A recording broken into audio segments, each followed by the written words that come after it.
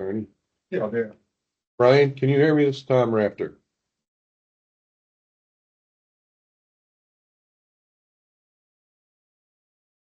Want to call it? I would have been board member. 6 foot. You can hear you. Brian, can you hear us? Yes, I can hear you. Okay, great. Okay, Brian, I just wanted to let you know where we are and what our situation is. Apparently Zoom is having a major outage, and we had to switch over, as you can see, to Teams. We're doing our best to get the word out. The new link is on the website. The folks in the room are helping us spread the word. We've sent it out via Viochi and our other sources. Tom's working on a social media post. I just wanted to get your, if we're doing something right or wrong, please let us know. We're doing our best to get the word out to the public. But this platform apparently does not have the ability for call-in, so we would encourage people to email us with any of their comments or concerns. Do you have any issues with that, Brian, or? No, in fact, I mean, I think this platform allows you to raise your hand and chat as well. So there's plenty of opportunity to interact with the board at the appropriate times. Okay, thank you. So do we have a quorum? 1, 2, 3, 4 here. Can you have him scroll to the next page just so we can? Can you scroll to the next page? Oh, there's Kevin. Okay. Rich. Rich is there. Okay. Then. Rich, Mark. Kevin. Then we're good. Yeah, so we have it. What time is it? Yeah. 4:10. We have 4 here. Yep. We're at 9. Tom comes back. What it's up, John? Are you ready, Tom? Is I'm ready. Serena on? Yes. He's on. Okay, Jeremy's here. Okay, we'll get Tom online and then we'll kick it off.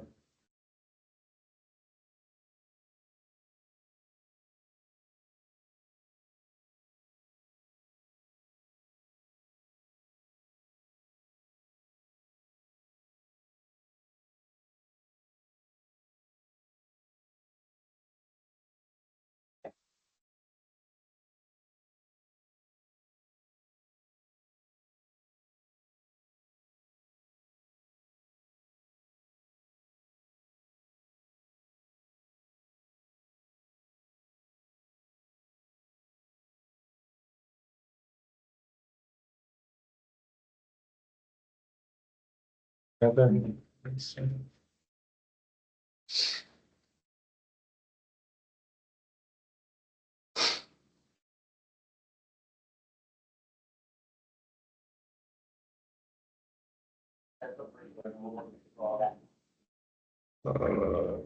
You know what? We're going to go. He's on the phone. All right, great. Tom, we're getting ready to go, okay? Tom, ready? Yep. All right, great. All right, good afternoon, everyone. My name is Robert Reed. I'm the chairman of the Tweed New Haven Airport Authority, and I'm going to call to order April's meeting, April 16th, 2025 at approximately 4:11 p.m. I want to welcome everyone who's in the room. I want to welcome everyone that is online. We apologize for the delay. We apologize for the technical difficulties.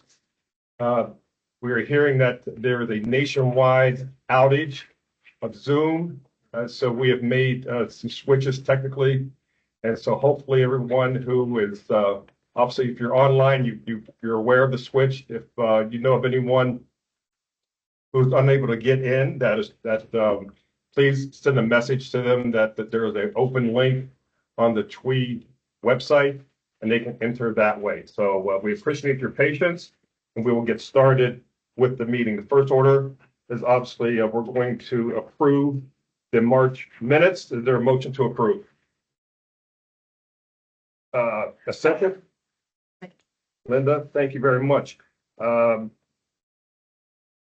Any comments, suggestions, or corrections from last month?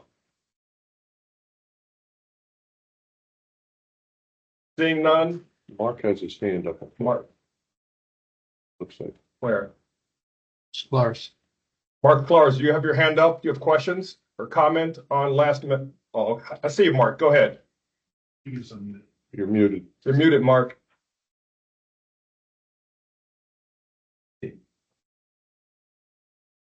Still can't hear you. You're muted, Mark. David was the one who approved this. We unmuted? Okay, Mark, you may be having technical difficulties. You still look muted.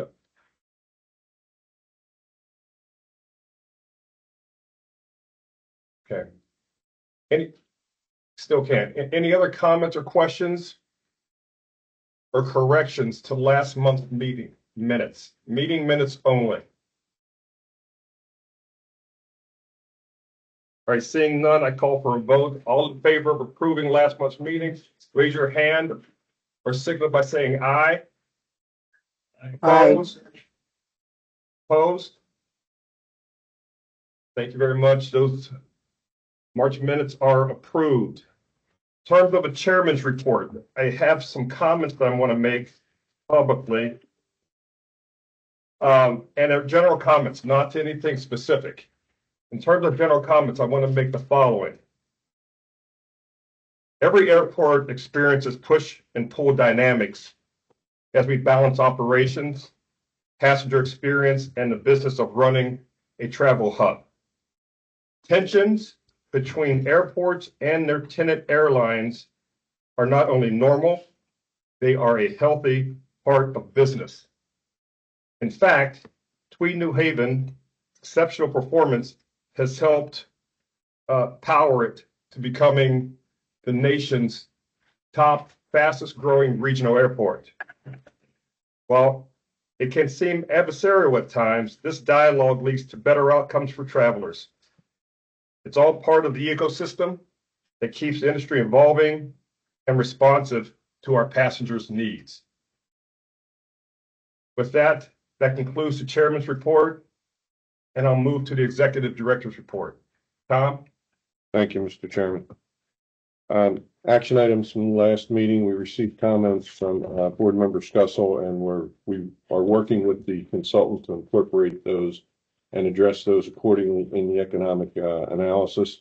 And unfortunately, the economic analysis is going to be delayed another month, so we'll have a presentation for you at the next meeting. The fiscal year 24 compliance audit has been submitted, and there were no issues or material issues with the compliance audit, so that was submitted on time. There was an environmental stewardship committee meeting held yesterday. The topic of discussion was a traffic calming project. On Monday, we have a meeting with FAA to review our capital improvement plan, as well as look at potential alternative scenarios for future funding, what may be available in discretionary funds through the FAA and other sources. Just a reminder to all board members, please return your conflict of interest forms to Milena if you haven't done so already. And on the statistics side, January statistics are in your packet. You'll see there's a 57% increase, or 18,446 passengers in enplanements over last January. Year to date, the enplanements are up 25%, or 119,814 enplane passengers through January. For a 12-month period, there was a total of 607,615 enplanements. And that concludes my meeting. Thank you, Tom. We'll move on to the Finance Committee's report. Serena? Are you online? Serena, you're on I am mute. online. I am. Can you hear me? Yes, we can hear you now. Hi, I'm having additional difficulties with Teams, but Tom will give. We have reviewed, and Tom will give the full report. Thank you so much. Thank you, Serena. Thank you. In the airfield account, the revenues for February, excluding lessee subsidy of $135,226 in total, came in $66,271 better than budget, and the actual subsidy was under budget by $158,232 for the month.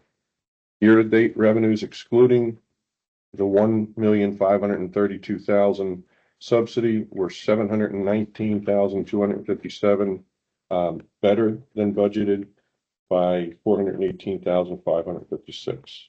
Or the budget was 480,000. Expenses for February, the actual expenses came in under budget by 91,961, and year-to-date expenses of 2,252,000 are below budget by 396,354. In the admin account, the revenues for February were below budget by 17,652. Year-to-date actual revenues of 459,579 are below budget by 203,220. The expenses in the admin account for the month were 6,371 under budget. Year-to-date, the actual expenses are under budget by $233,098. Actual net results for the admin fund for February were a negative $2,666, and year-to-date at this point, we're a negative $26,853, but still ahead of budget, which was a negative $56,732. On the balance sheet, the fund balance at the end of this period is $355,412. Overall liabilities and fund balances are $2,016,559. That's a financial report, Mr. Chair. Thank you, Tom. Appreciate that. Airport Managers Report. Airfield Operations, Jeremy. Thank you. Good afternoon. Appreciate your time this afternoon. Start with our airside operating report. We held our annual tabletop exercise on March 20th. We had over 50 participants from New Haven Police, Fire, local hospitals, U.S. Coast Guard, American Red Cross, and Avelo Airlines. That was held in downtown New Haven. We just want to extend our appreciation for their ongoing support and partnership as we plan for emergency situations here at the airport on an ongoing basis. And those partnerships are very important. So we thank them for their participation in that annual process.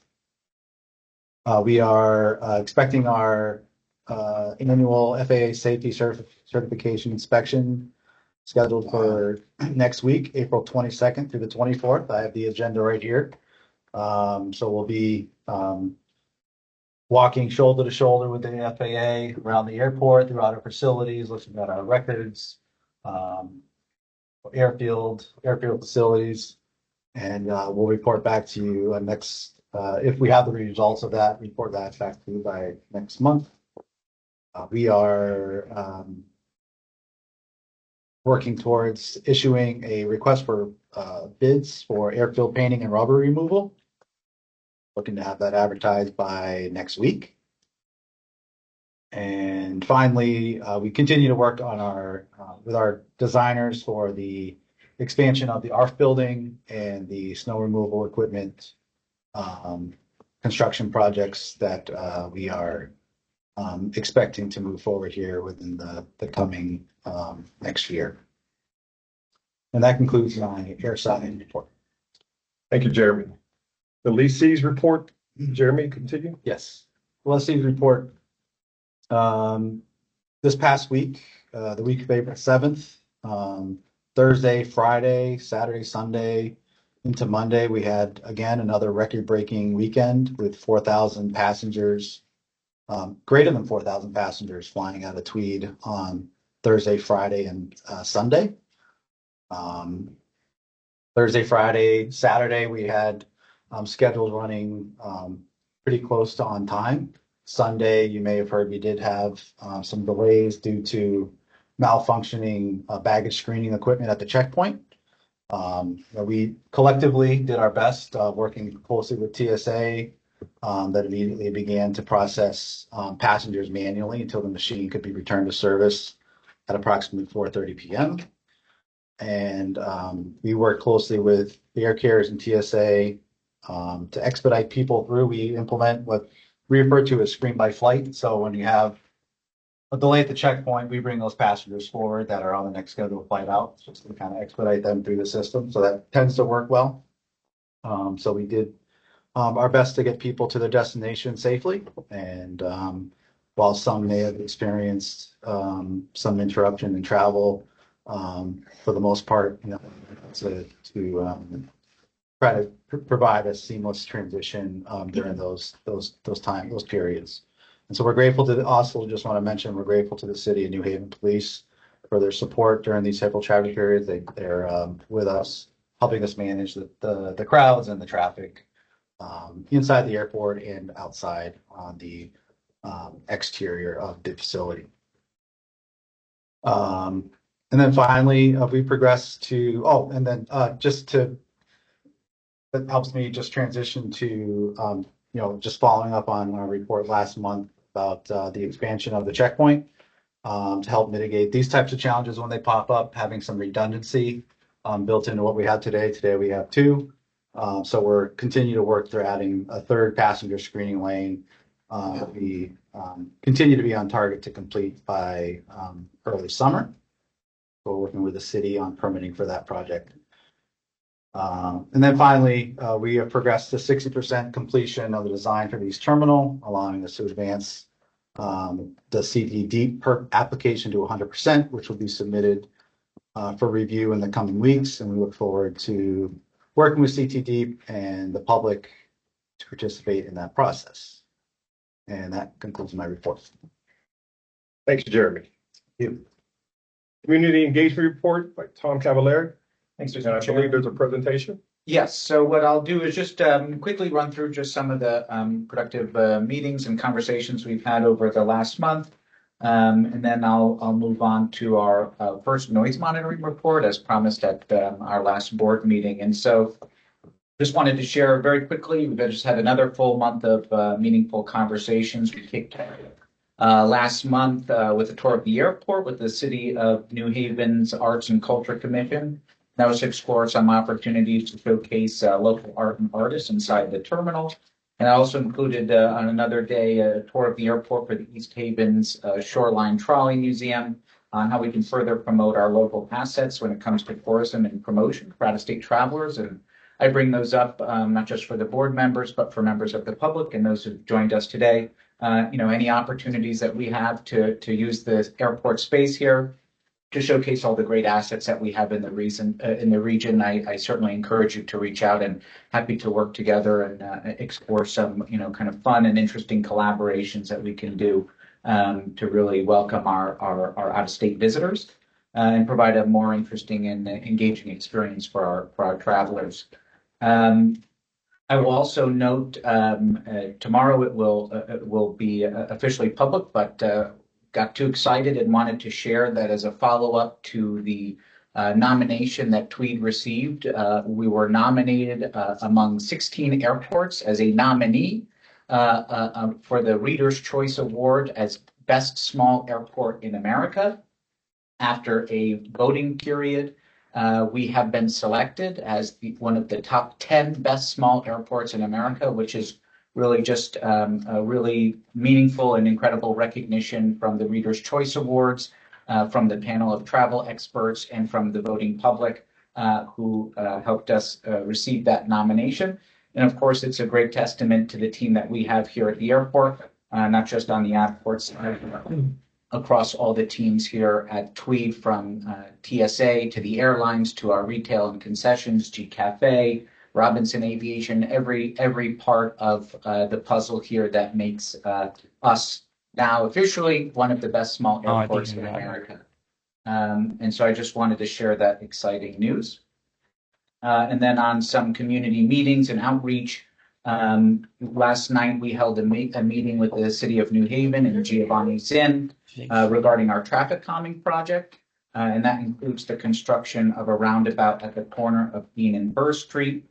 This project was developed in response to concerns raised by neighbors on Fort Hale Road at last year's annual meeting regarding traffic and congestion, which can build up during peak travel periods, and a challenge that we certainly recognize.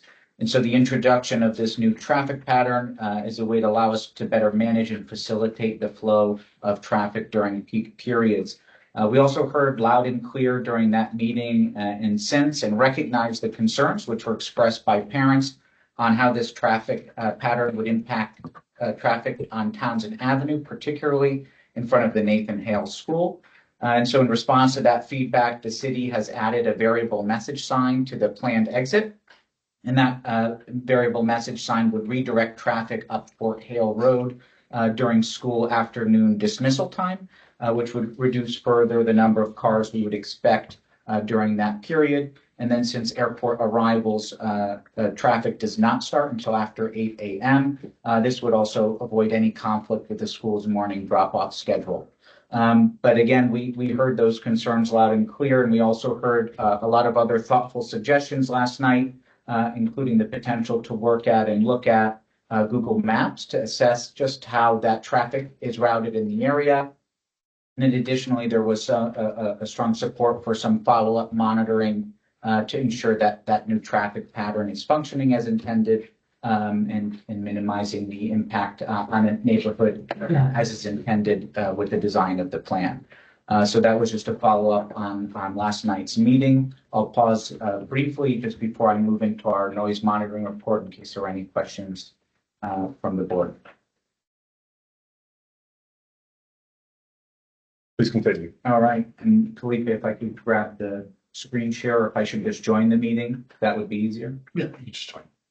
Okay, so what I'll do is just quickly join the meeting. And so while I do that, I'll just provide some, additional quick background. As we discussed previously, this is the start of a very long-term process, which is to build out the noise function here at the airport.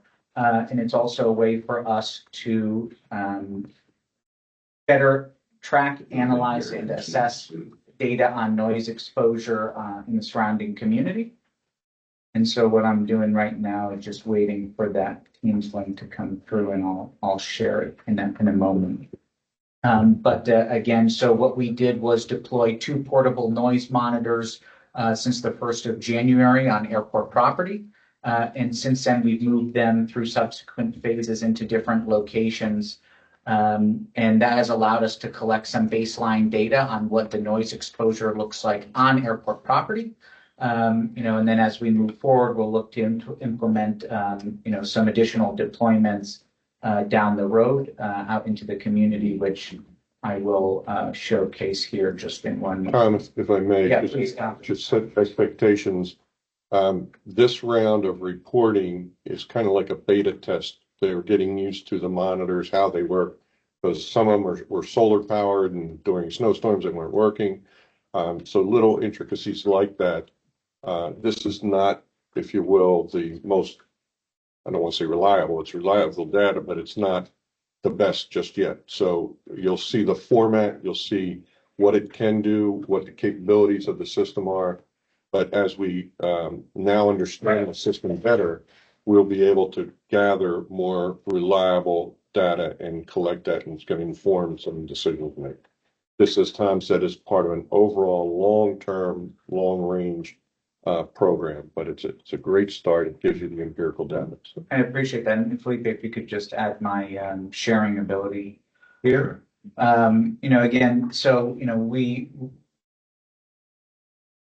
Tell you what, you have the. Yeah, I'm inside. If you could just Would you allow mind me to share. Is it- Pardon? I'm a little unsure, so just tell me, do you have a link to the document? Yes, so I'll just drop that into the chat. I appreciate everybody's patience.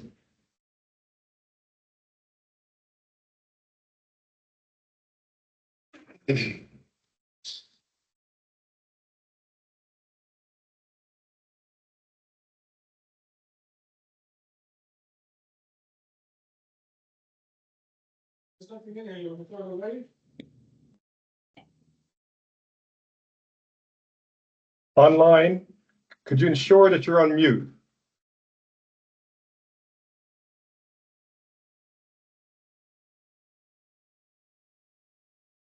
Great. So Felipe, I just emailed that to you, and just again, I'll get us started while that gets spun up. But just again, so as Tom mentioned, this is really the start of what is a long-term project to build out the sophistication with which we look at, analyze, and assess noise exposure, not just on the airport, but in the surrounding community. And as we look ahead, again, this data is what allows us to have really accurate insights into what that noise exposure is, and then be able to also look at it in context with community noise as well. And so, if that came through to you, Felipe, Yep. We'll get that spun up.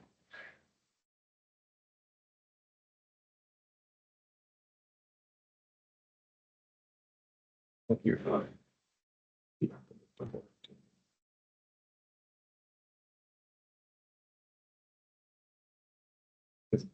Ken, is your hand up? Board member Ken? No, it's not. Okay, great. Thank you. Great, and can everybody see that on the Teams? Not yet. No. We're pulling it up as we speak.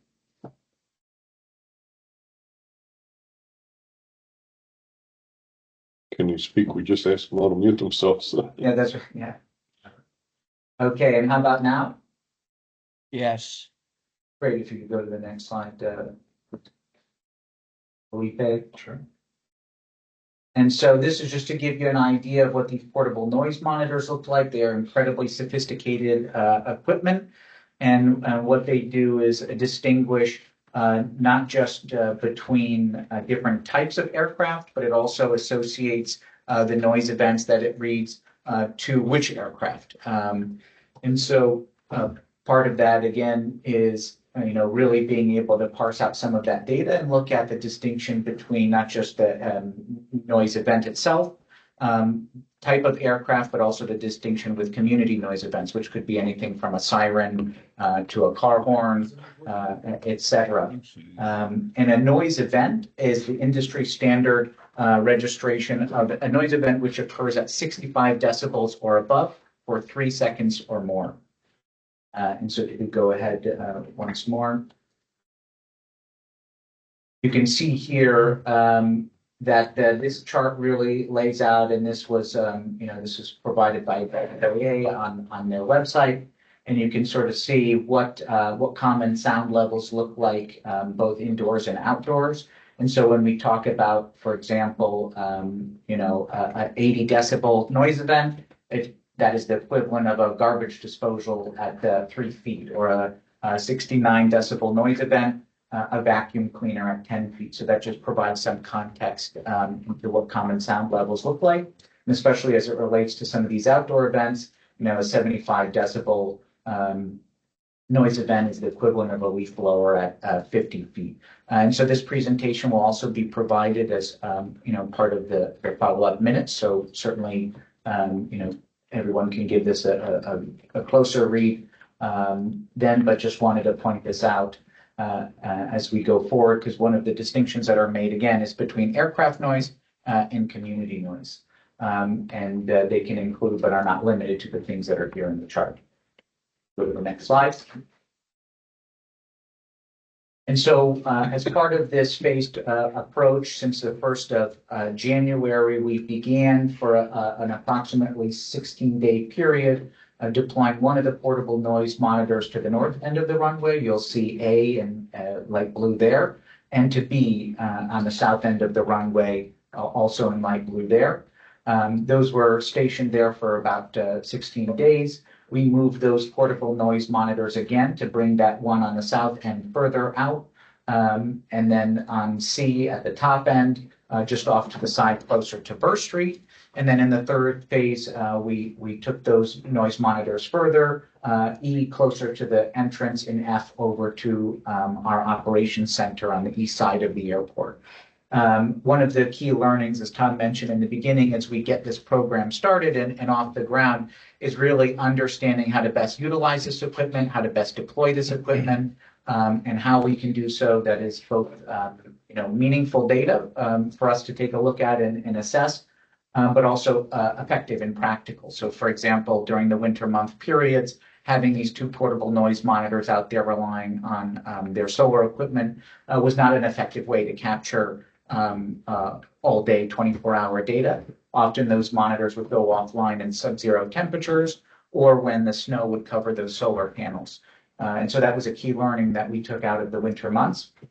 And then as you see, as we go on to the next slide, and moved into the last 2-week period, we have a much more comprehensive picture of what that data looks like. So, a lot of numbers, a lot of pieces here on this chart, but ultimately what it does is it breaks down those 3 phases I pointed out in the previous slide. It shows you how long those monitors were in those locations.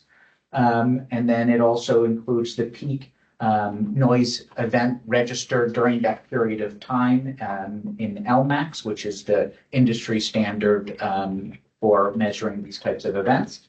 And then also the peak LMAX, again, in decibels of a community noise event. And so, more or less, those peak noise events are in the same range. But again, on the north end of the runway, for that initial phase, peak noise event registered was 98.5 decibels, and the peak noise event was 99 decibels. That is not surprising.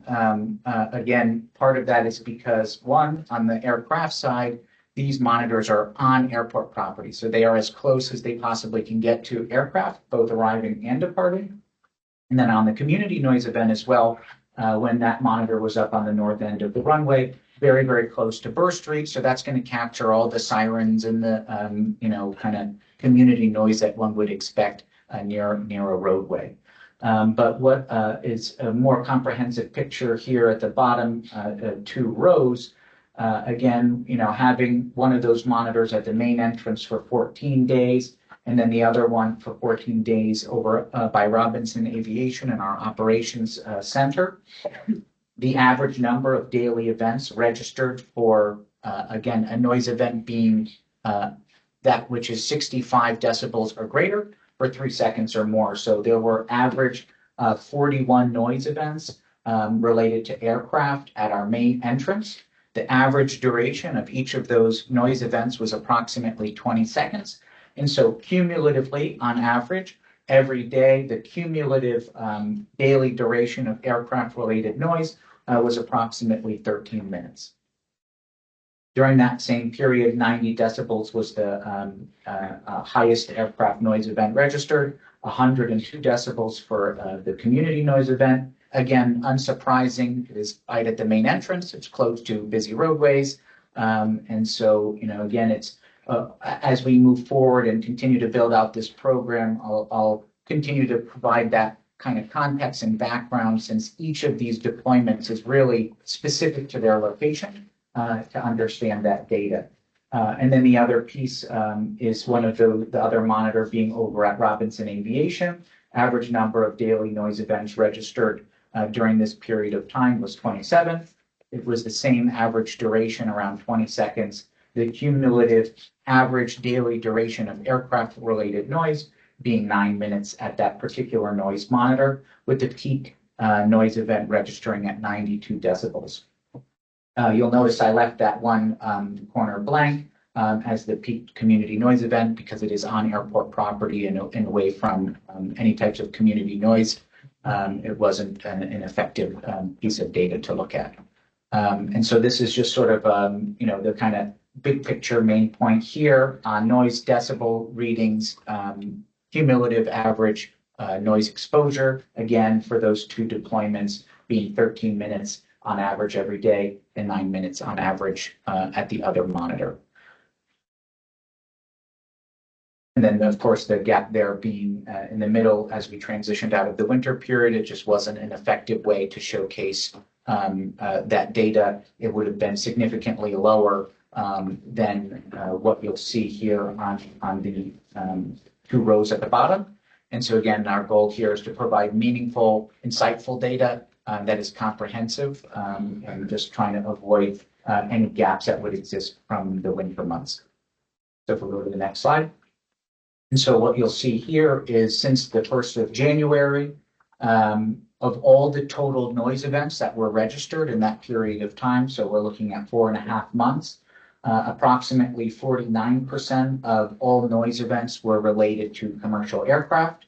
Then it starts to break down the other 51% into other types of aircraft, from pistons being 34%, the next highest, and then to the business or, sort of private jets, and then 5% for turboprops, and then less than 1% being helicopter activity.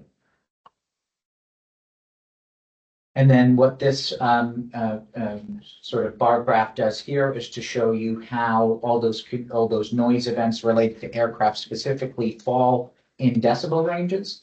And so the majority, as you'll see here, fall within the 75 to 84 decibel range. And again, I'll just point out that these monitors are physically on airport property. They're as close to arriving and departing aircraft as possible. And then I'll point out in a later slide, but this is really step one. And as we look towards the next phases of this program, we'll move these out into residential homes, commercial properties out in the community and different locations in the area. And then we'll see over time, as we continue to provide these updates to the board and to the public, how those noise exposures look in different areas.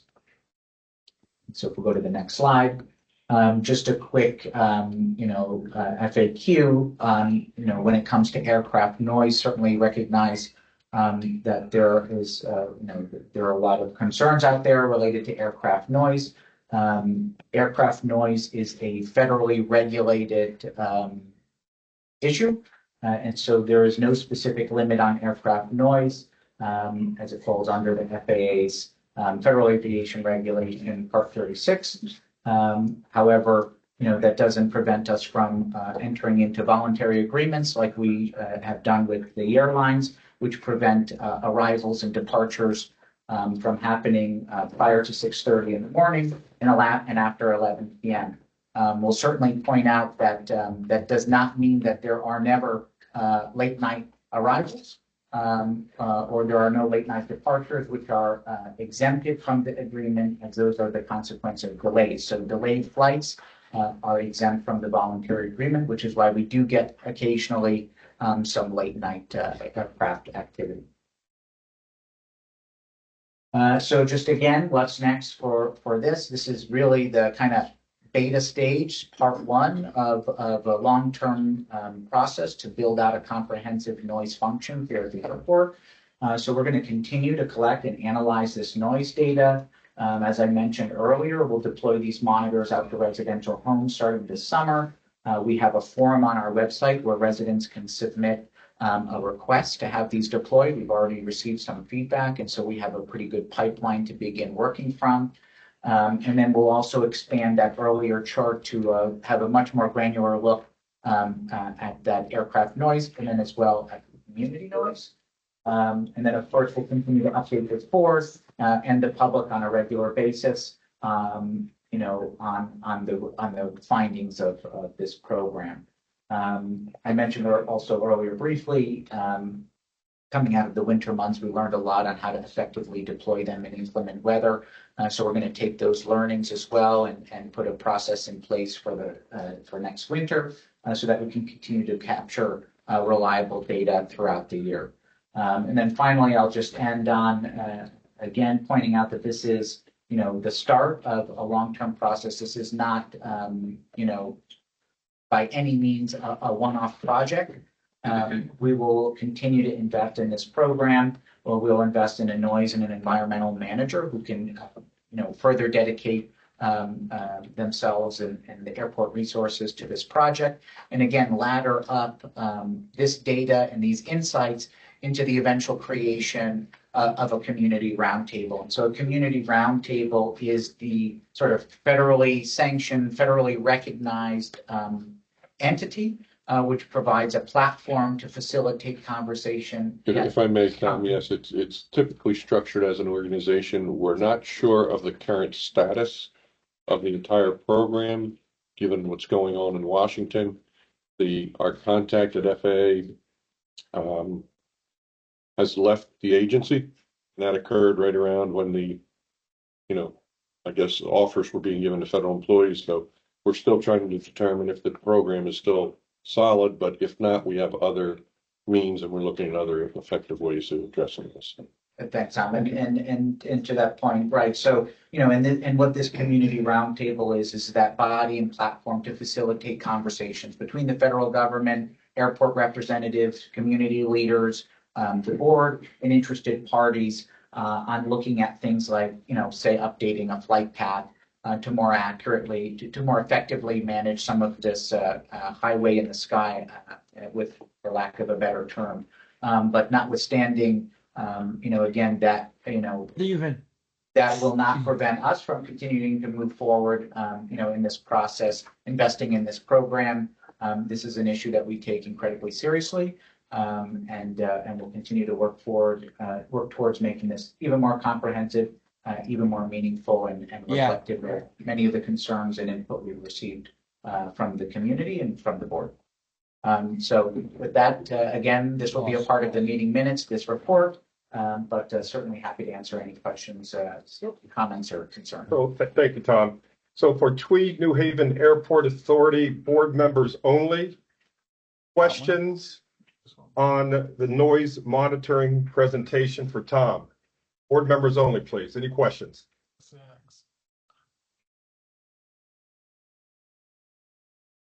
Well, I have a question. Yeah. In terms of the manufacturing of this equipment, how often, if so, does it need to be calibrated? And if it does need to be calibrated, can that calibration take place remotely, or do you need to physically go out and calibrate the equipment? Yeah, so, and I don't know if you have a comment on that, but, the point, so what we've done is working on these equipment, we contracted with EnviroSuite, which is a globally recognized company in the aircraft, monitoring and noise monitoring industry. And so again, these pieces of equipment are incredibly sophisticated. They certainly require, attention. And so we work regularly with the EnviroSuite team, which has a sort of support system for us to effectively manage, use, and deploy these pieces of equipment. And so I don't know if you had a comment on calibration or. They monitor the equipment, right? So all the data and all the stuff, they see what's going on. So if there's any issue that pops up, they would know right away. And like an alert is set. Exactly. Yeah, exactly. Because it's a cell connection to They're it. monitoring the monitors. Yeah. Exactly. And and at the same time, we're also keeping an eye on it. So if something doesn't look right, we're checking up. We physically go out there and speak to them regularly. So in terms of that, we communicate all the time with them. So if there's any issue or any calibration that needs to be done, that will be taken care of. So there's really no gap in the data, capturing of the data, because it's monitored in real time. That's right. And so, and again, where there are data gaps, as I pointed out earlier during the winter months, we'll make that explicitly clear. But now as we move forward and we learn from this first phase, one is making sure that these are plugged in and into, kind of regular constant power sources, so they don't have to rely on their solar, in effective locations where they're not going to be disturbed from by any external forces, just to make sure that we're getting comprehensive 24-hour consistent and regular data collection. Great. Mark had a question. Mark, which Mark? Mark Swanson? Mark? Yeah, can you hear me? Yep, we can hear you. Yeah, just to clarify, obviously it's taking real-time data, but Felipe, you can actually go on your monitor or something and see what's going on out there. So if you see there's a gap, you can actually go out there and make sure it's plugged in or whatever on a real-time basis. Yeah, that's right, Mark. And Okay. in addition, what I'll add is on our website. So we created a dedicated noise page on flytweed.com, which you can access on the topmost banner. And on that, you can also access WebTrack, which is, again, another piece of this noise monitoring program, is also transparency around local aircraft activity. And so on WebTrack, what it is, it's a live dashboard of all the aircraft activity that's happening in the area. It also includes a historic function. So for example, if you said, what was that aircraft? It happened yesterday, at 1:30 p.m. in the afternoon, and it was over here. You can go into this dashboard. You can type in the date and time. and then you can see that activity happening. And so I point that out because integrated into that dashboard, in addition to the aircraft activity, are also those noise monitors. And so you can see in real time too what those aircraft are triggering on those noise monitors and decibel levels. If I could, it's probably important to note as well, the company AeroSuite and the system that we use. AeroSuite is also what the system that Westchester County Airport uses. And we also use very similar equipment that they use there as well. So it's very reliable. I know members of the community have commented on the sophistication and the just the system they use at Westchester. So that's a big reason why we chose AeroSuite. And we also have, we were able to have dialogue with the employees at Westchester and kind of learn from them, kind of the pros and cons of the system and how we can make it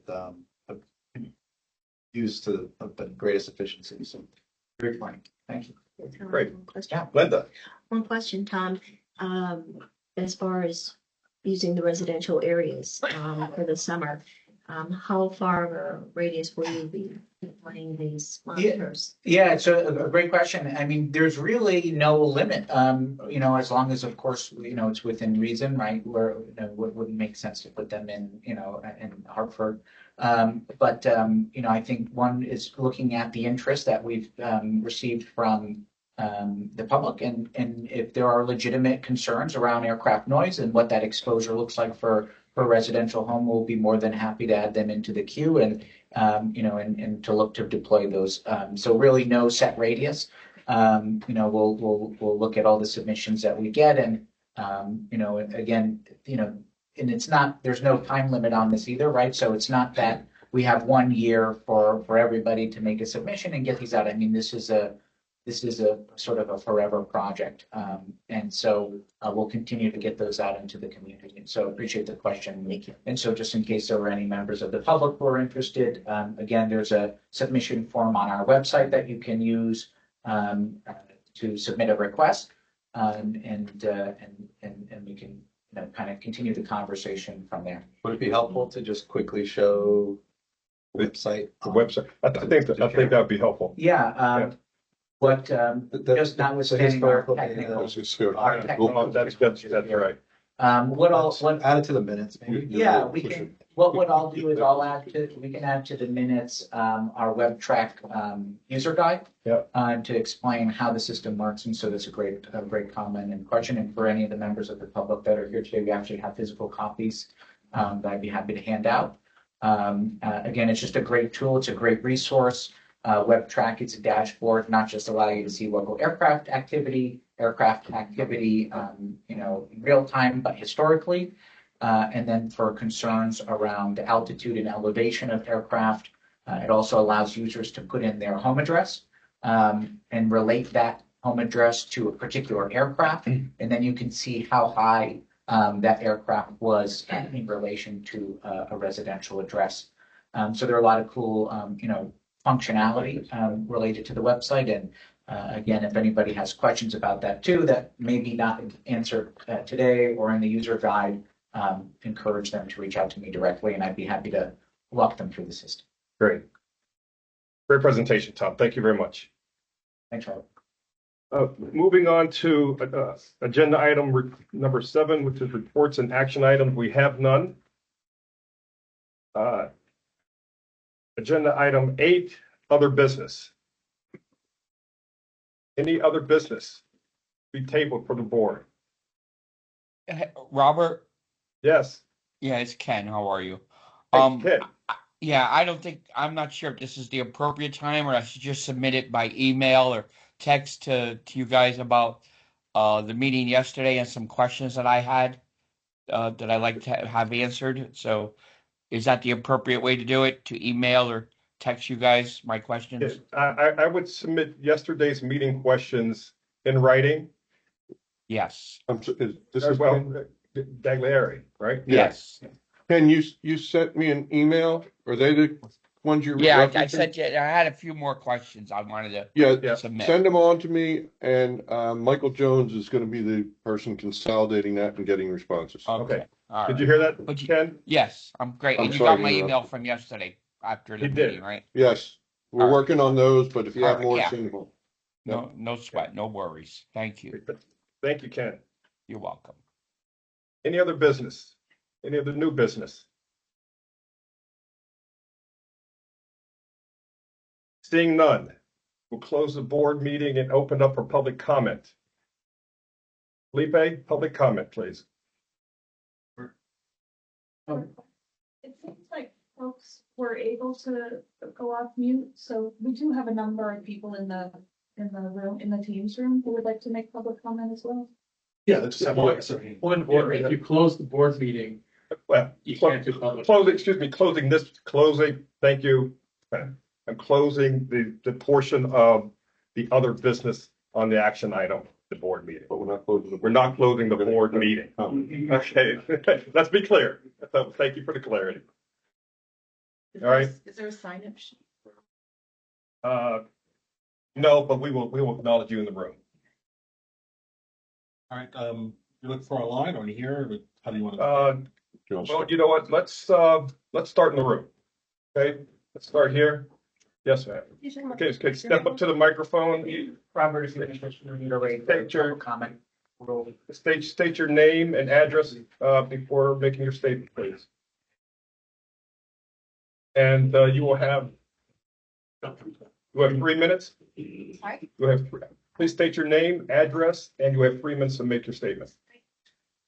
I'm Hope Chavez. I live at 63 Howard Avenue, New Haven, Connecticut. So I'm here today to tell you a story. Imagine if, as you were on your way here today for this board meeting, there was a warrant that was issued for the arrest of someone in a green shirt or a pink shirt or a blue plaid shirt. And as you were on your way here, you were seen by police officers, you were taken without questioning. You were detained in a facility with no access to your legal representation or any kind of representation whatsoever or counsel. You were then, within 24 hours, shackled in your mode of transportation. You were given no water, you were told that no one could speak to you, and you were detained in a place that was not your home. And no one knew before you got to this board meeting what had happened. And so you're reported as a missing person, your friends are looking for you, and your loved ones don't know where you are. This is what's happening right now. And I understand that some folks in this room may have different political beliefs, and so I'm not here to persuade you on where you might stand with that. And you may not feel that that applies to you in your role at the airport authority here. But what I'm here to remind you of is that this is actually incredibly relevant for financial reasons and for ethical reasons. I think I've made the ethical case of how this impacts folks, but on the bottom line, it's important for you to know that we've had a petition go around the world and around the country. We've had over 33,000 people from all 50 states and 17 countries commit to boycotting Avelo Airlines, and that impacts your bottom line here at this facility. We have folks who are not going to come to New Haven and not going to experience the excellence of one of the best small airports in this community because of this choice that Avelo has made. And I recognize that you can't force them to make different decisions. They are a private business. That is completely understandable. But what I'd like to urge you today is two things. One, join with the state of Connecticut in lobbying to not renew Avelo's various subsidies and fuel tax moratoriums that expire this year. And I want you to research all the possible leverage points that you might have. We, as a group of community members and residents, have clearly demonstrated that we have power. And I don't think you'd want to be in the position of presuming that you have none, right? We all have power, working individually and working collectively. So I invite you to take this opportunity to protect your bottom line and to protect the ethics of what it means to be a New Havener, to be part of Tweed, to be a part of this beautiful community. I want to specifically highlight a couple of points in your lease agreement. You are obligated to abide by FAA guidelines, which these deportation flights appear to essentially not be doing. You also, in sections 2.2 and 2.3, have management, regulation, operations as part of your purview. So there's always something we can do, and I invite you to do that. Community roundtables are happening for something else, so perhaps you can do that and model the same transparency and accountability that you have on other issues with this issue in particular. Thank you for your time. Thank you. Nate, Felipe. All right, one online now. Um, Gabriella, you're up next. Briella, Hi, sorry. state your name, please state your name and address, please. Thank you for your time. My name's Gabriella. I'm one of the originators of Slide Tweet Facts.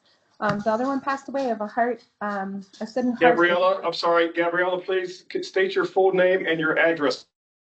Gabriella Campos, currently in West Hartford, displaced from Stewart Street, about a block away from the airport.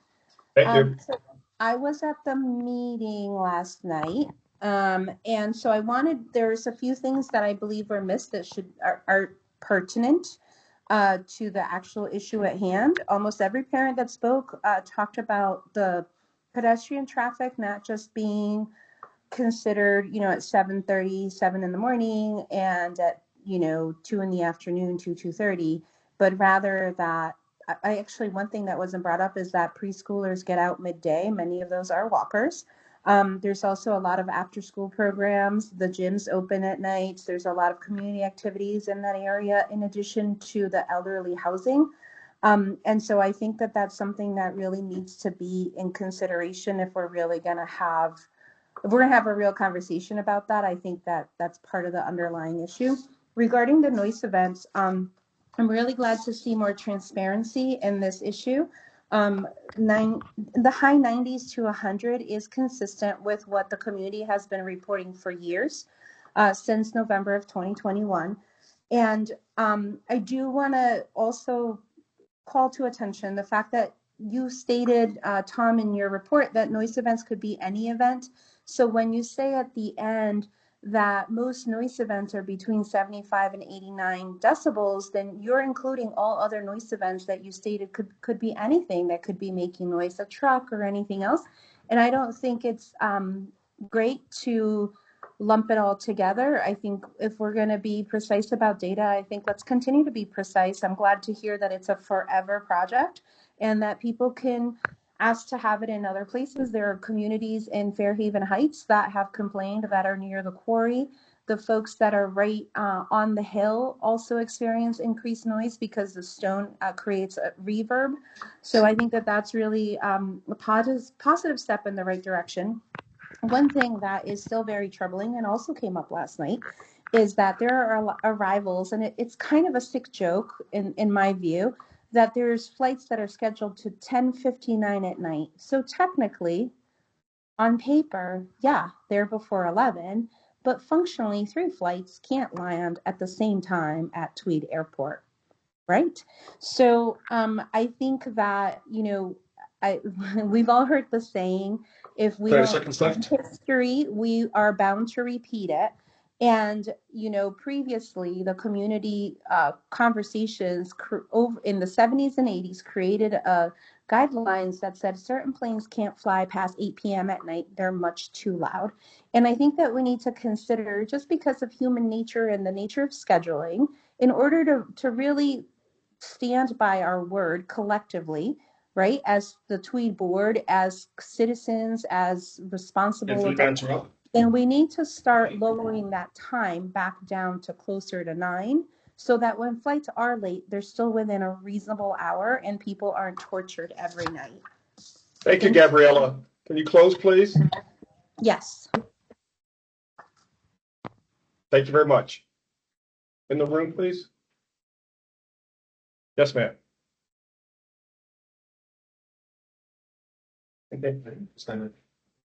Name and address, and you have 3 minutes. Sure. I'm Watkins. I live on Avon Street in New Haven, Connecticut.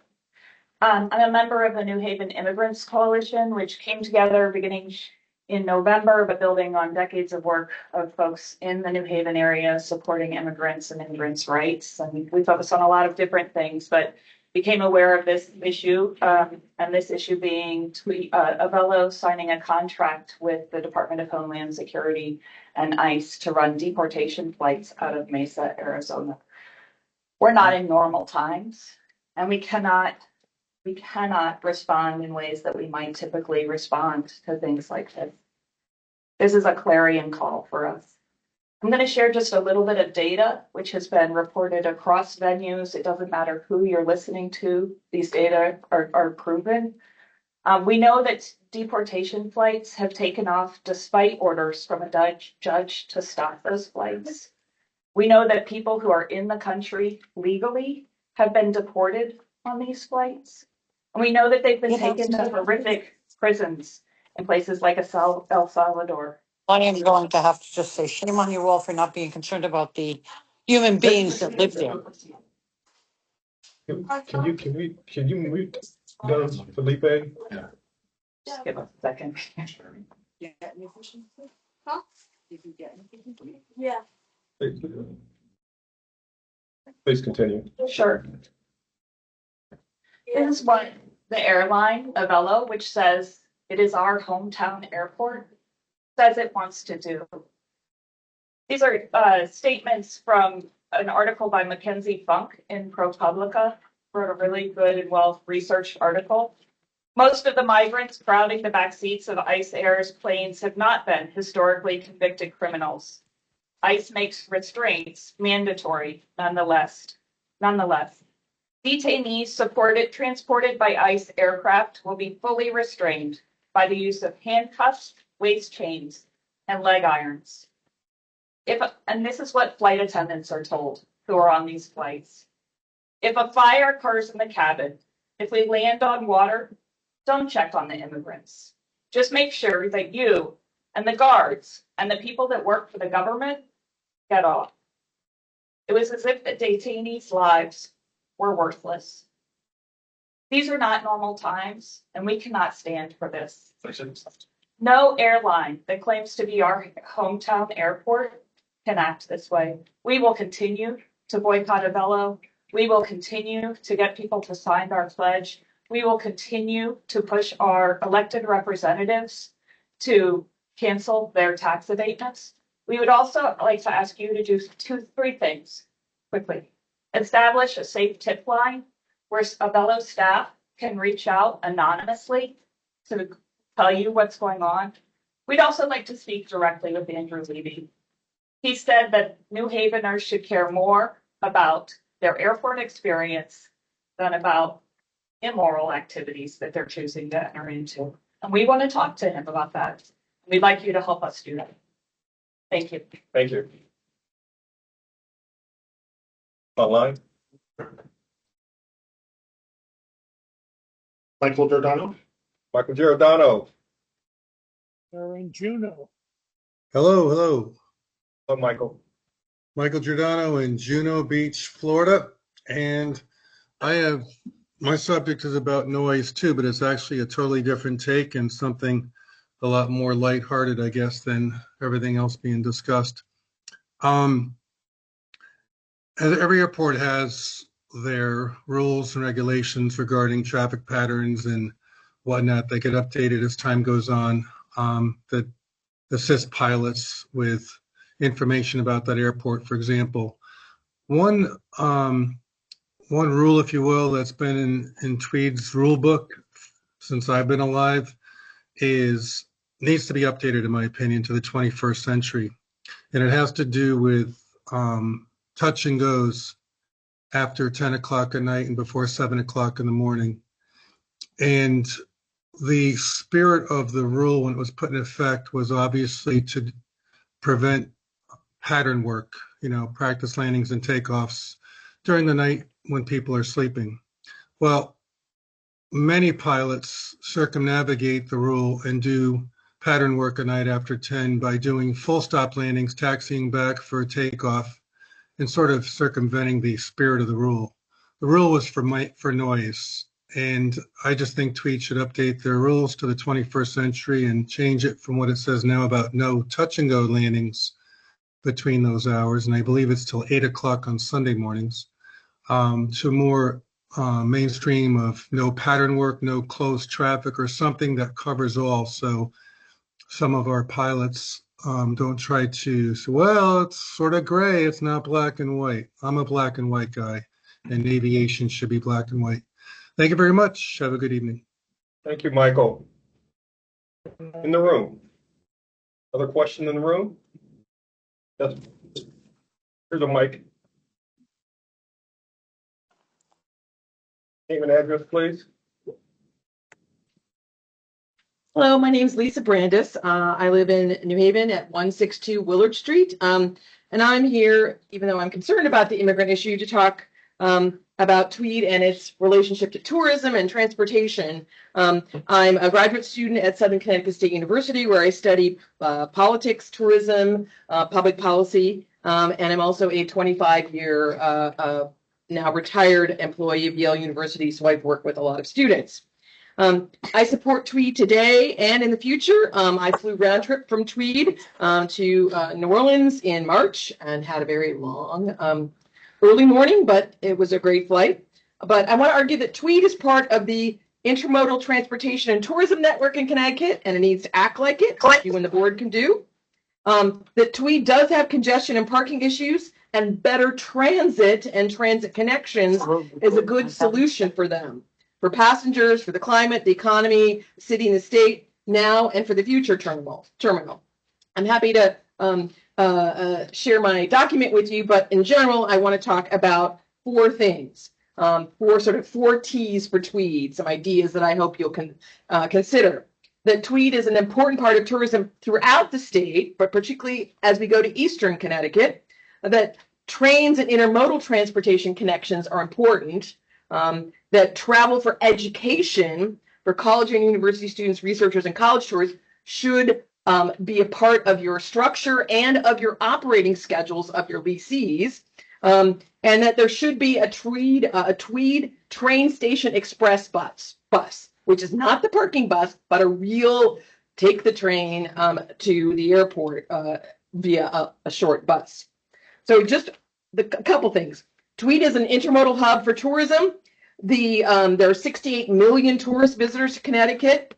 About half of them come to Eastern Connecticut. Tweed is the closest airport to Eastern Connecticut and its triangle of New London, Mystic, and the casinos that have all those visitors and all the jobs and money that it brings. But access to Tweed without a car is very limited or poor. So people have to get in their cars or have to rent cars. The Eastern Connecticut tourism magnates and sites do not advertise Tweed as the closest airport. It's not on the Mohegan Sun. It's not on the Go Mystic Tourism Airport. So there's some work for you to do to build these connections. Tweed is listed last on the airport under Foxwoods website, and it doesn't list Shoreline East. You can take the train to Tweed. My son goes to Connecticut College, and he and the 2,000 and 2,500 students in Eastern Connecticut would love to be able to take the train, get on a quick bus, and come to Tweed for spring break or times home. There's 41 million people coming to New Haven Union Station, 1.5 million coming to New London Transit Center, ferries and trains. And Tweed doesn't have good connections to the train station. And again, Tweed for college and university travel, and the idea of a Tweed train station express bus. I'm happy to present my written comments to you, but I would be happy to engage you. And I'm also, as a researcher and a public policy advocate, here to help you improve the experience for everyone. Thank you. Online. All right, Erica. Erica.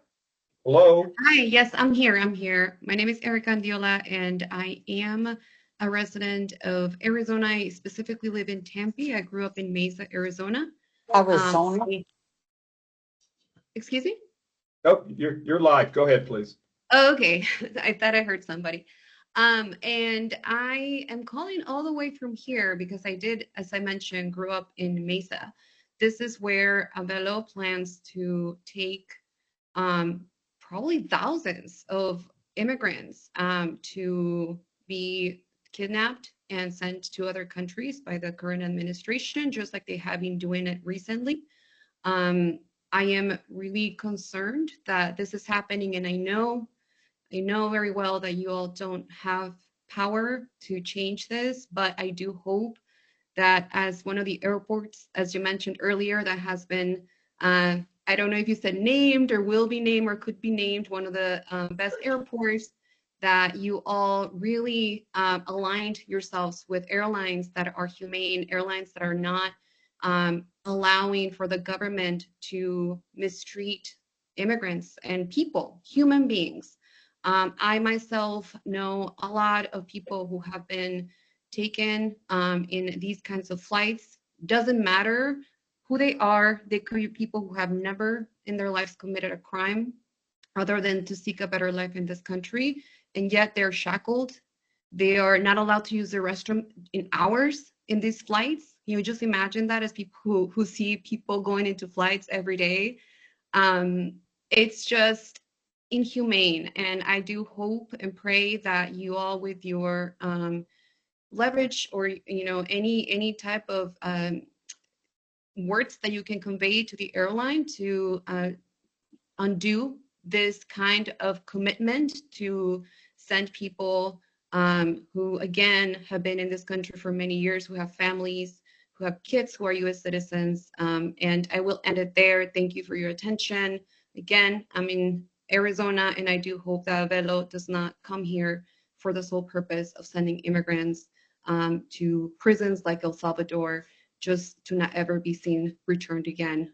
This is not who we are as a country, and I hope you are not aligned with that as a board. Thank you. Thank you. In the room? Tony?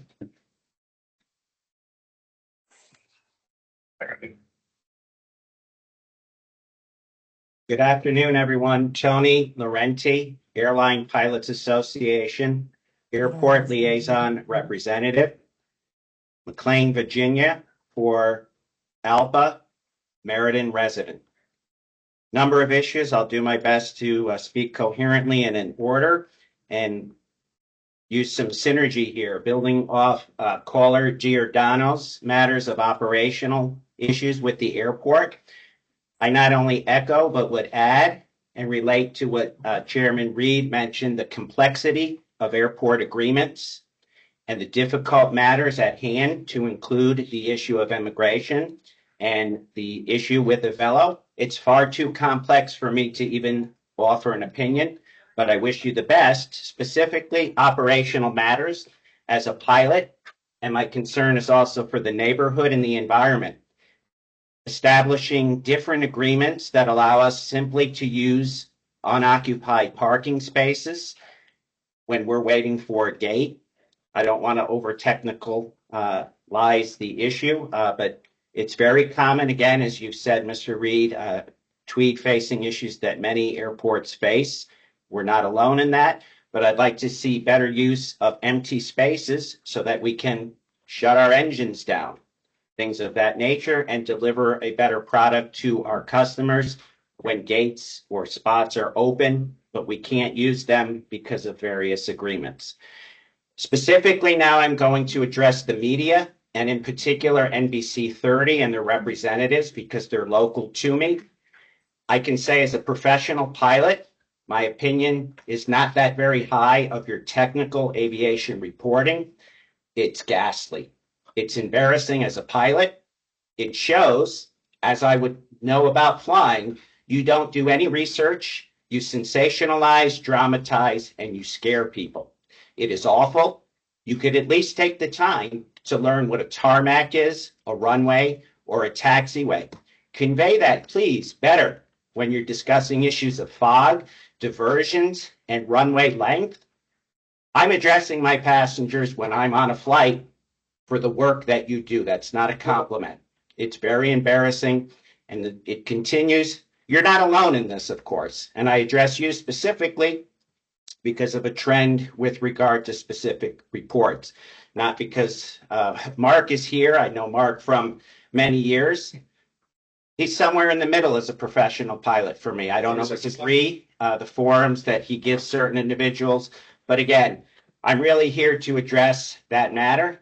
You may never have an interview with me. Do not use my name ever or my likeness because of the work that you do. It's a disservice to everyone, including the community. Thank you. Thank you, Tony. Do I have 30 seconds left? You have about 10. I wanted to apologize to Ken Daglieri. I used the likeness in a last meeting using the name Ken, and by no means was it him. It was in my own world. And again, Ken Daglieri, board member, I was not using the name in the previous meeting as a way to mock him specifically or at all. Thank you. I'm sure he appreciates that. Back online, Gloria? Gloria. Which Gloria do we have? Can you hear me? Yes, could state your name, Gloria? Gloria Bellachico. Oh, 300 okay. Hi, Gloria. Go ahead. Hi. 300 Lighthouse Road, New Haven, Connecticut. I have to find my notes because you guys threw me a curveball switching from Zoom. This is regarding the meeting last night and just the whole traffic circle itself. I would think that prior to committing to a project of a traffic circle at Burn Dean Street, that would circumvent a lot of the airport traffic past a school, a church, a food pantry, a senior center, the community should have been notified. The school should have been notified. I myself made 500 flyers and hand delivered 400 to the homes in this community. I spoke with so many residents that knew nothing about the proposed roundabout. And you guys are in luck because a lot of the residents don't know how to Zoom. The airport and the city owes it to this area to hold a community in-person meeting. You need to make sure you reach everyone who lives here. You need to be a better neighbor, the neighbor you say you want to be.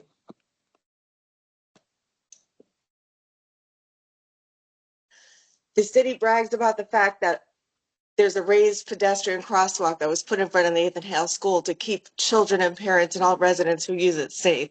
It was put there because it's a very heavily traveled traffic area. So why does Airports, what does Airports in the city do? You decided to come up with a plan to run an airport traffic over it, over that very raised pedestrian zone that was put there because it was a heavily traveled area. It's shameful. There was absolutely no notice about this project to the community. Why? The first meeting was in November, taking place 1 hour before our East Shore Management Team meeting. Then we were promised a second meeting because of the low turnout for the community. And that was because of lack of a communication from the airport.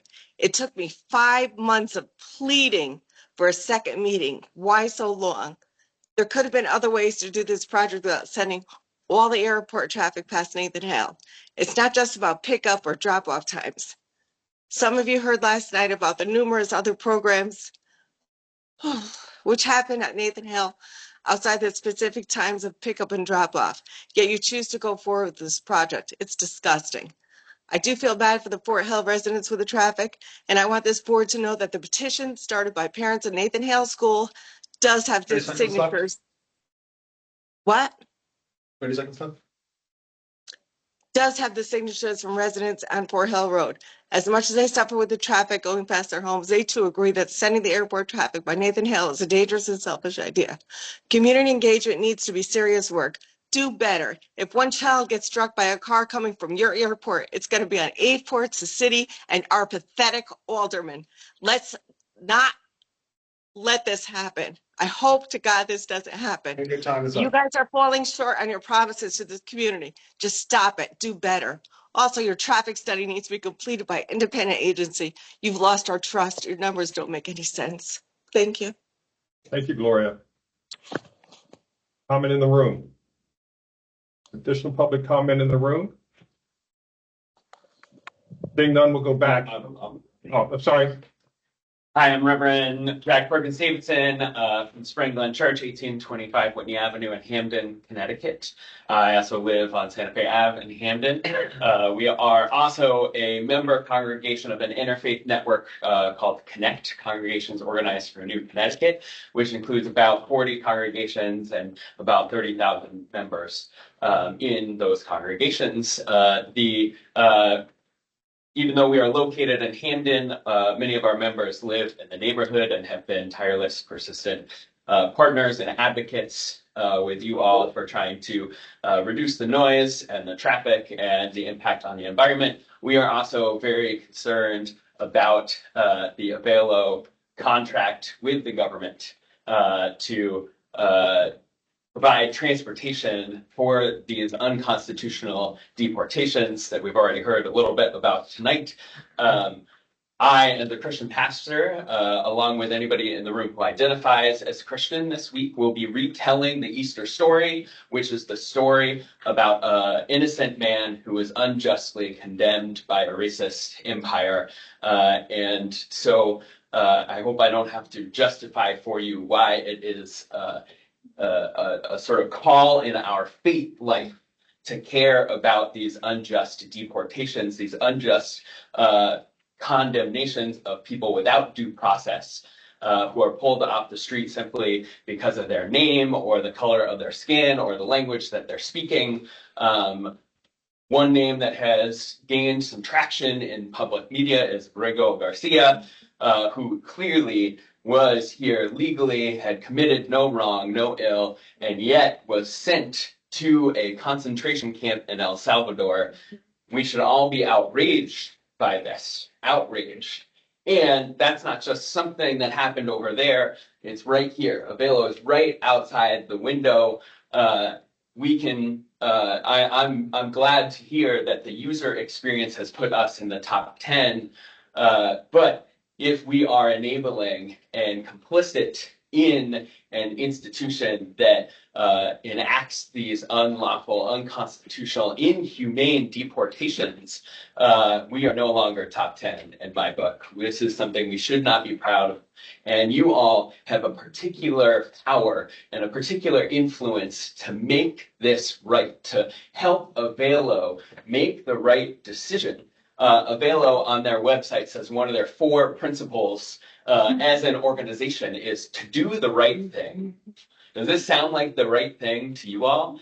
We need to help them realize this. Our Attorney General here in Connecticut asked for the contract that they signed with the federal government, and they refused to comply, refused to collaborate with our elected leaders. And so we need you to help our elected leaders by offering Attorney General Tong whatever information he needs to help him apply pressure to Avelo to do the right thing, to apply pressure in whatever ways that you can to help us make the connections to the Avelo leadership all the way in Texas, so that they understand that if they want to be New Haven's town airport airline, then they need to be responsive to New Haven's residents. Thank you. Thank you. Next. Kathy Gonzalez. Kathy? Hi, good evening. I'm here again tonight to voice my continued concern Excuse me, about Kathy, I'm Yep. sorry. Can you complete with your name and address, please? apologize. Kathy Gonzalez. I'm at 52 Florence Avenue, New Haven. And I'm here, my voice, I'm here to voice my continued concern about the traffic that will exit through the second gate at the intersection of Dean and Burr Streets. Neighbors, hundreds of them, have spoken clearly, and while you may be listening, it feels like our concerns are being ignored. The second exit will push traffic up toward Nathan Hale School, plain and simple. And while an electric sign might look like a solution on paper, it does nothing to ensure drivers won't cut through in front of the school. We cannot guarantee pedestrian safety with a sign. And let's be honest, pedestrians aren't only at risk during the 7:30 and 2 o'clock windows. Nathan Hale is a vibrant community space with people coming and going all day, evening, and weekends. Tweed Airport, you are a part of this community, so I ask, who have you actually spoken with from the New Haven public school system?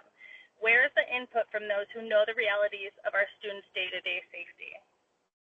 Nathan Hale School's first graduating class was in 1925. The airport opened in 1931. The school and this neighborhood came first. And based on your past behavior, these voluntary travel schedules are just that, voluntary and temporary. I have every reason to believe that once again, promises will be broken, because time and time again, we've seen that money speaks louder than the people who live here. We are not in favor of this project, electronic sign or not. The community has been clear. and we will keep showing up and keep speaking out because the safety of our children and our neighbors should never come second. Thank you. Thank you.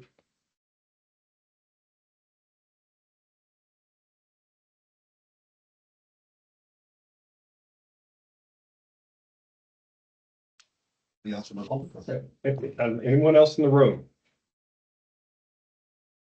I don't believe so, Felipe. Sandra Reiners? Sandra? You're on mute, Sandra.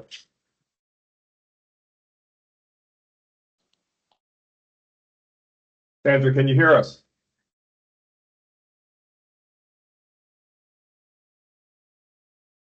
Andrew Reiners, can you hear us? Okay, hold tight, Sandra. We're going to go on and we'll come back to you. All right, Lorena Rodriguez? Lorena Vegas. You're also on mute, Lorena. Hi, it's There you go. There you are. Lorraine. Thank you. Lorena Venegas in East Haven. I want to start by reminding everybody that the City of New Haven signed a 43-year lease for Avports to be the facilitator and operator.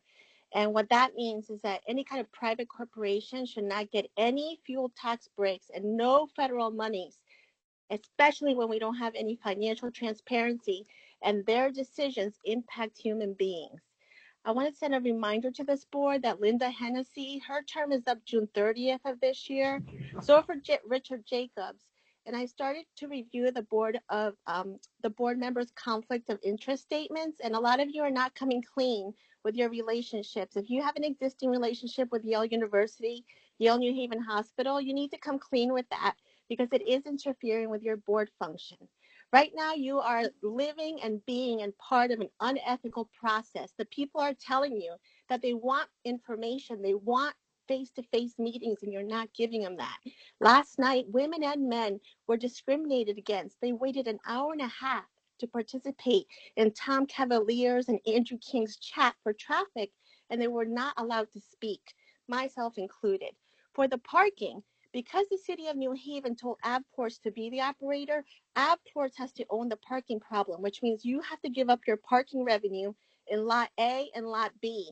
You have to redesign everything and move the flooded trailers out of there because you yourself caused the bottleneck of traffic that everybody sees.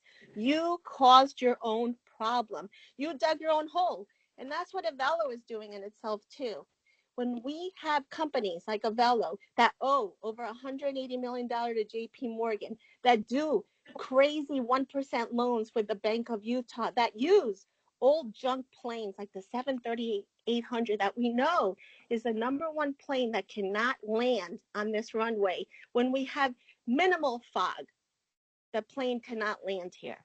You're making a lot of wrong business decisions, and that's now having a cumulative impact where everybody's concerns are heightened and need to be said. And let me do this as a reminder to everybody. Avport CEO is Jorge Roberts, and he's Mexicano. He's Mexican. ¿Ok? Así que cuando tú, Jorge, vienes a esta reunión y tú no le muestras respeto a las personas y al pueblo de East Haven, sin mostrar los dibujos y sin mostrar transparencia en la manera que tú haces tu dinero, eso demuestra que tú eres mala onda, que tú estás haciendo malas decisiones y ahora mismo tú mismo te vas a cagar en el mismo hoyo que tú hiciste. Thank you very much. Thank you, Lorena.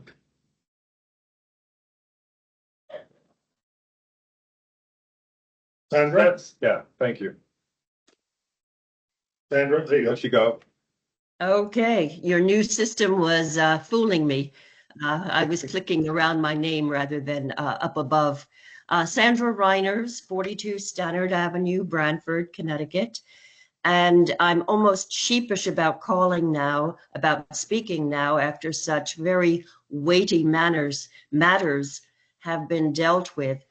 But there is some time involved in what I do wish to inform you about, and that is that especially since you have made efforts and considerable efforts with the noise monitoring and tracking system, I think it would be exceedingly useful for authority board members as well as those connected with Avports and HVN to actually hear from an expert about what the human impact might be of the noise that we see being tracked. We see a lot of events 95 and plus decibel levels on Burr Street or over by the control tower, early mornings, late evenings.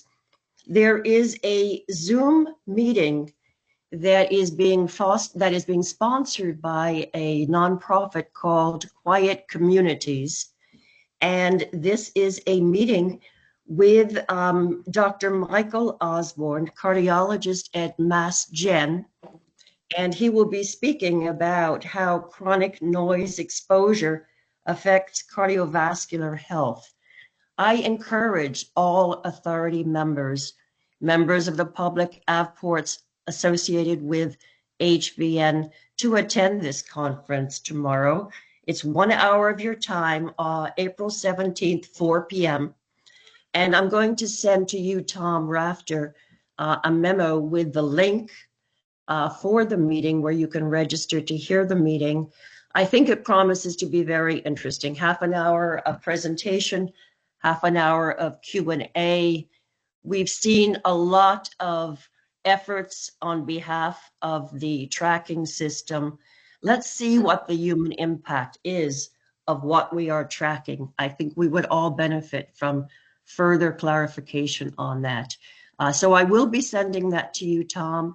For the public, if you wish to attend, look at quietcommunities.org. They will show you the information for how to register to attend this symposium tomorrow, April 17th at 4 p.m. Thank you. Thank you for the information, Sandra. Mm-hmm. We have next.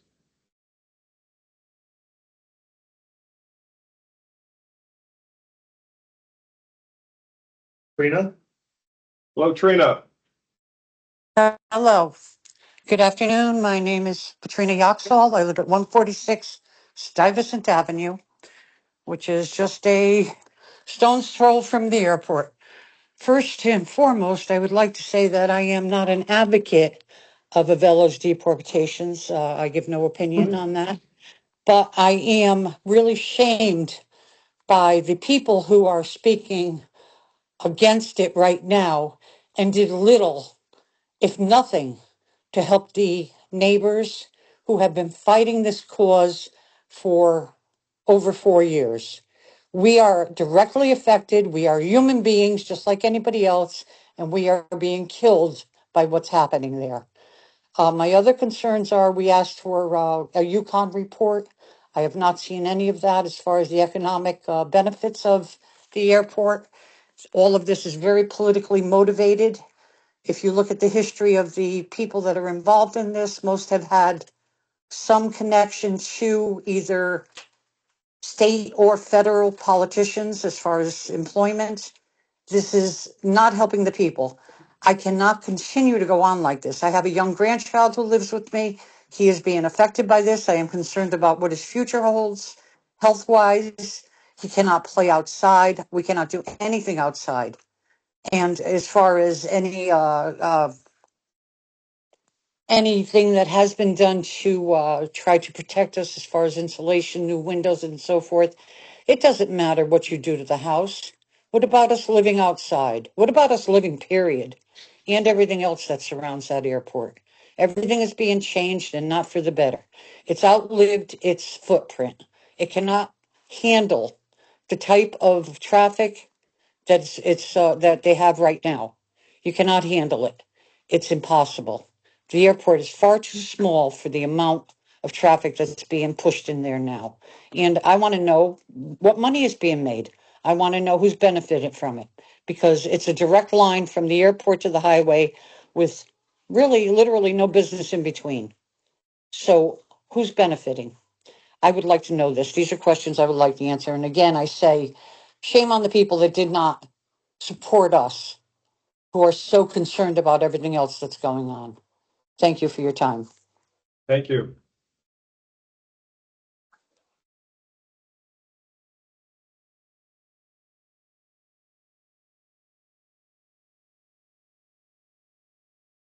Oh, sorry, we'll wait for minutes.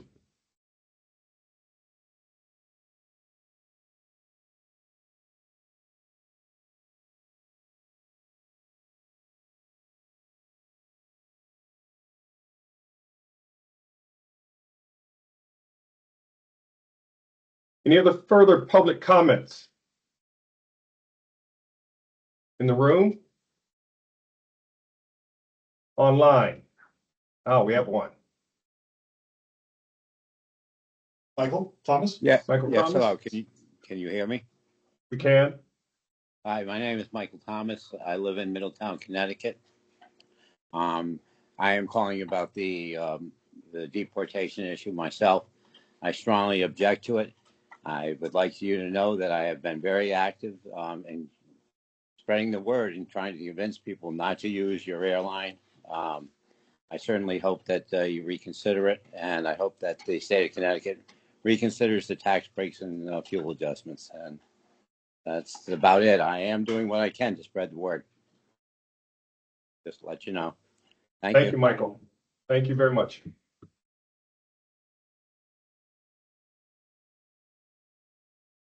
Lisa?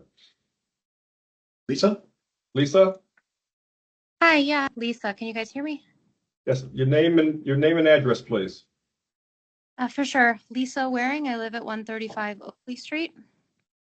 Have a very short comment. I would like public responses to the public comments that have been made so far, because in these meetings so far, it feels like the comment section lasts for about an hour of people saying their piece, and it's absolutely met by silence. Or maybe Tom sends individual emails. But I think that it's a great opportunity for the airport to respond to some of these comments publicly, whether that's after the meeting or during. And that's all I have to say. Thank you. Thank you very much.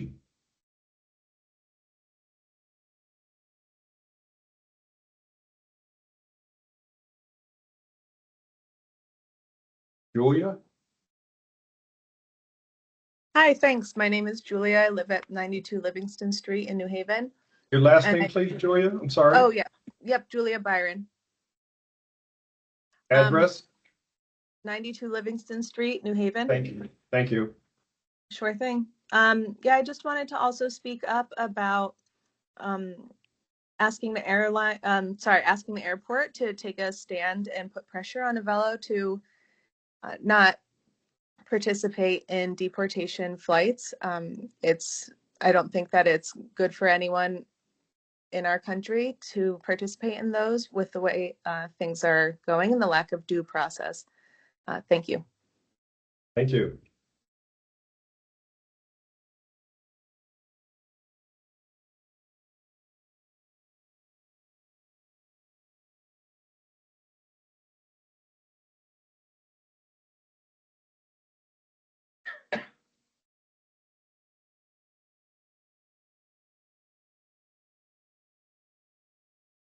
Any further comments online?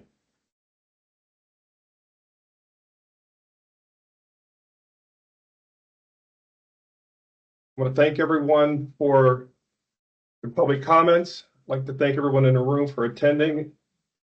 Seeing no further business to discuss, seeing no further public comments, I'll entertain a motion to adjourn. David? Linda, second. All in favor? Aye. Online? Thank you. Meeting is adjourned. I'll share. Close it down, Felipe. They